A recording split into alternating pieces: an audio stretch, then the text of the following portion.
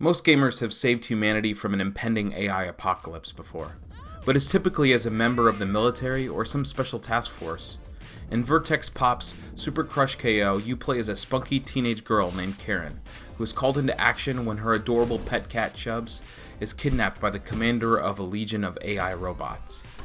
Karen scoops up a laser blaster that is left behind by her cat's captors, throws on some very practical athleisure, and sets out to kick some serious butt. The game takes place in a near-future megalopolis and is broken down into 16 unique levels and 4 boss fights spread across 4 different parts of the city. There are 2 primary objectives to each level. First is to successfully traverse the entire level and defeat all of the enemies without losing Karen's 5 total lives. Second is to set a new high score and achieve an S rank. More on that later. To defeat her enemies, Karen uses a variety of attacks that uniquely blend beat 'em up, run and gun, and platforming game styles. A base combo of punches is complemented by lightning-fast special moves, physical melee attacks, and ranged blaster fire, each with a fun and silly name like Air Pop, Uppercut Slice, Ground Shake, and Twister Drill. Karen also navigates the cityscape with a jump, double jump, and a dash that also dodges enemy attacks and environmental hazards like laser beams and spikes. Special moves deal more damage to her enemies, but consume energy that is tracked by 4 purple bars in the upper left corner of your gameplay screen. She is able to refill her energy bars by defeating enemies and collecting the purple gems that they leave behind. If she doesn't have enough energy, she is unable to perform a special attack and is forced to use her base attacks.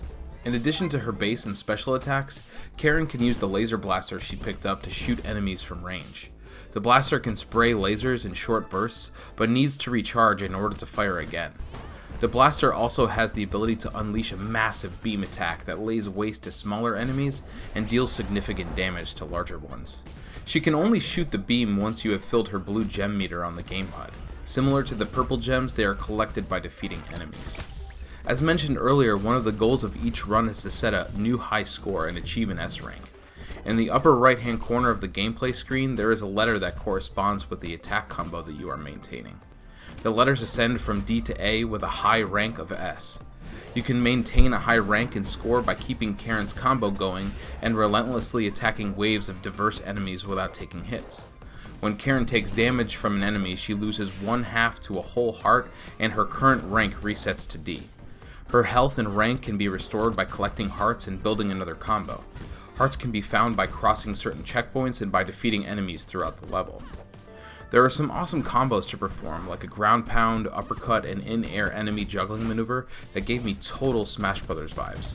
The enemies, levels, and bosses scale nicely as the game progresses, giving you ample opportunity to experiment with a variety of attack and platforming combos. At the end of each level, your final score is calculated from a base score, the amount of time it took for you to beat the level, the number of lives you used, the number of hits you took, and the number of perfect combos you performed. The score and letter rank can then be submitted to online leaderboards where you can compete with others for the highest rank. Aesthetically, Super Crush KO's art style is bubbly and vivid.